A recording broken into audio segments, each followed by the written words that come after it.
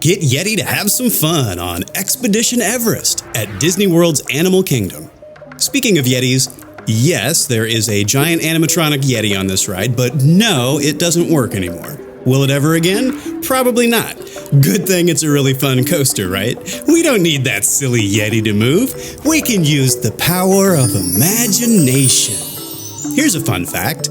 If you look at a bird's eye view of Expedition Everest, it's a gigantic hidden Mickey.